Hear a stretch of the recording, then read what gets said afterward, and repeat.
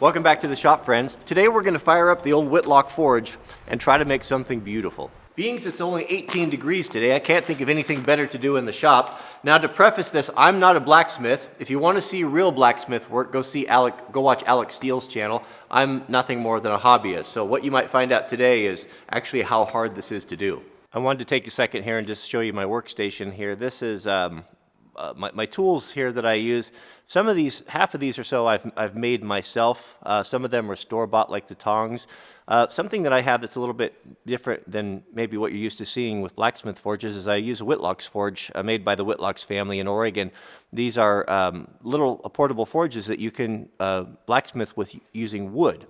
So that appeals to me because I have an abundance of it. And then I have just kind of an inexpensive, nothing fancy, just a cast steel anvil that was given to me by my old neighbor, mounted on an old stump. So that's kind of my configuration. So let's get our fire started and get things warmed up. It is really cold out here, so I'll be glad to get this fire going. So I just use little scraps of wood here that I save for little projects and different things. I put them in these barrels. It works really good. Fir seems to work fine, which makes me happy because I have such an abundance on it.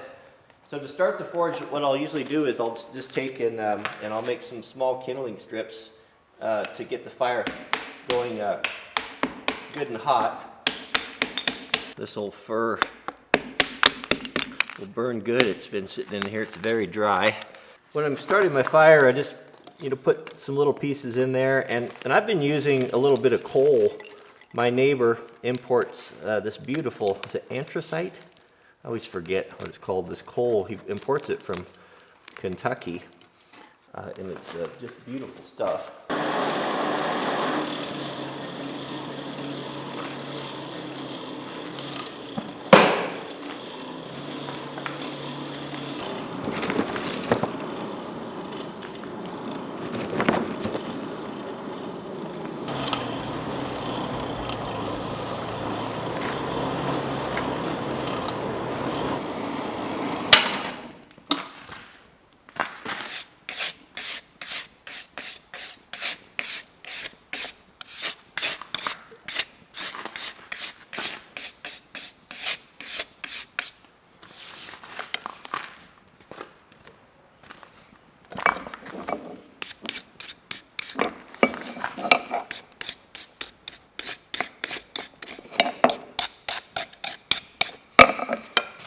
While that wood's kicking down, we can start getting our pieces laid out here. So we're going to need to make two pieces today. I've got this old chisel. My granddad, he didn't throw anything away, and he had a bunch of these old chisels, and I don't need that many. I got more than I could ever use in a lifetime, so we'll use that. And I like to use stuff that I got from him because every time I look at it, it reminds me of him. I forged a hook like this that hangs my fireplace poker, and it's something that I use every day. And every time I look at it, it's a reminder of him. And those little things, those little mementos, it just makes life special. So I've got some flat bar here. It's 2 inches, and we're gonna start off with for our hook a little base, and we'll do a little 2x2. What I've typically done, I forgot my hammer. I'll just take a center punch here and just make a little dimple right there. And that's where we need to cut it. We'll try to make this project today as traditional as possible without using power tools if we can get away with it. So we'll heat this right here, and then we'll cut this with I can't even remember the name of the tools. This one right here. I made this here. This is for cutting. I forget what it's called.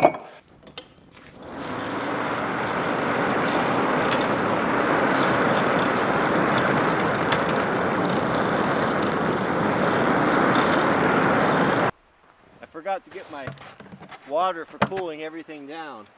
I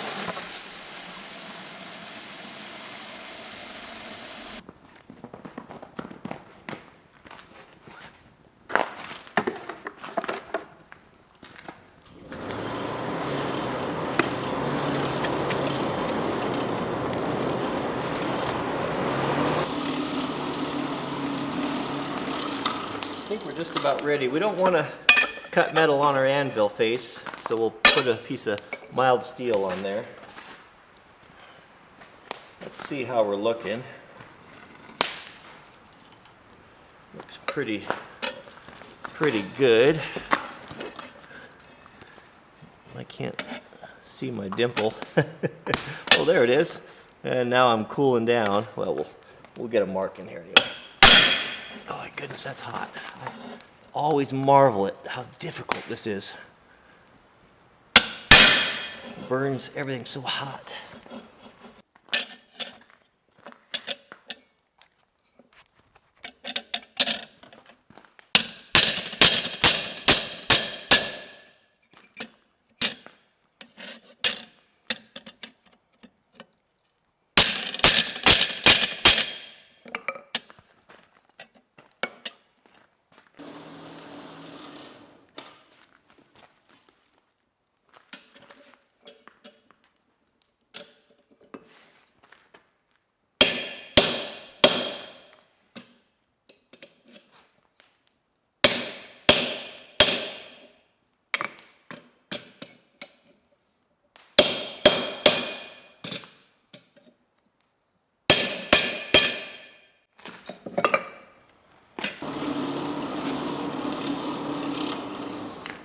So before I cut that off there, I gotta punch a hole in the center for the mortise. Let's go ahead and do that here. So I'll just gonna have to estimate where the center is. That's the charm of the forged work is if it looks handmade, all the better, right?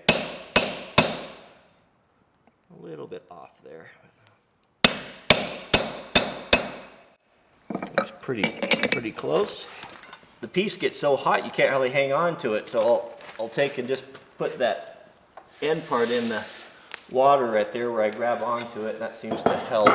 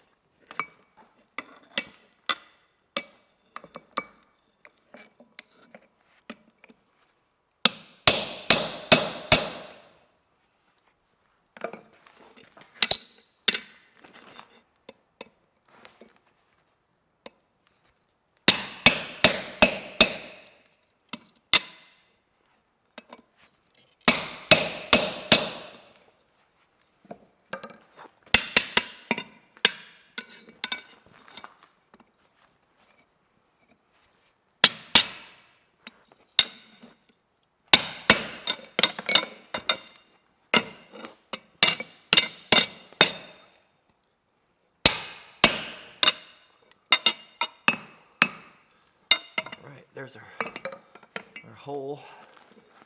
Real blacksmiths are spinning in their graves.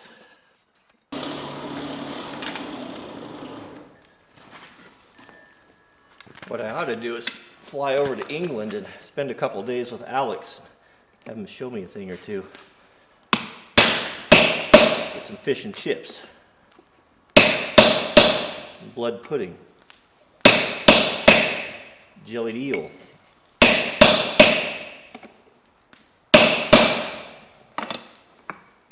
Okay, I think one more heat away. I think we'll have it.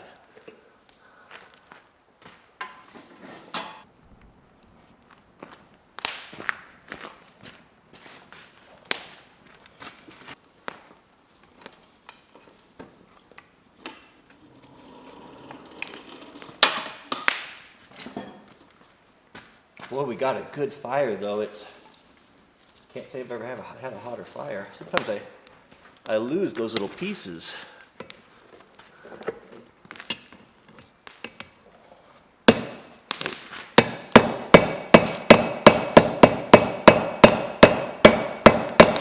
Flatten that out a little bit.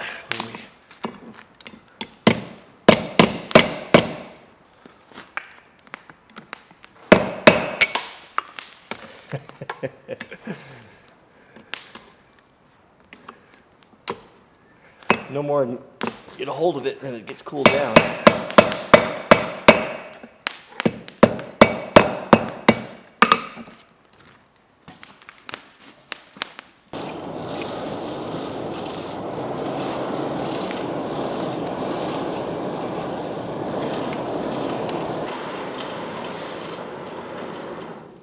just started snowing outside again. This is it's very difficult but very enjoyable.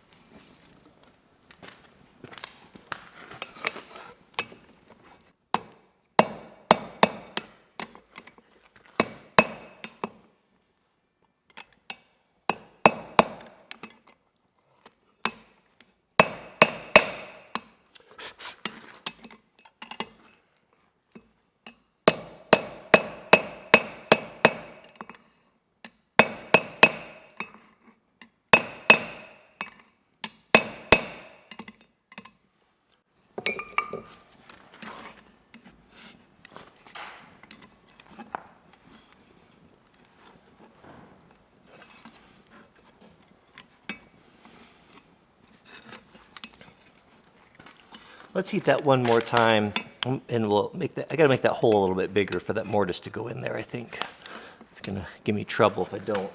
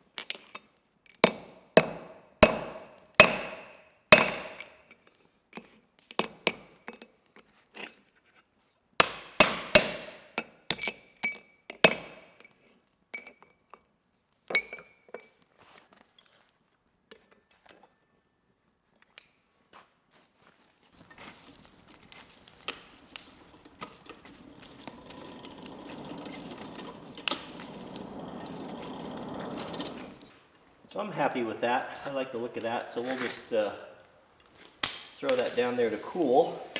And let's take a look at our next piece.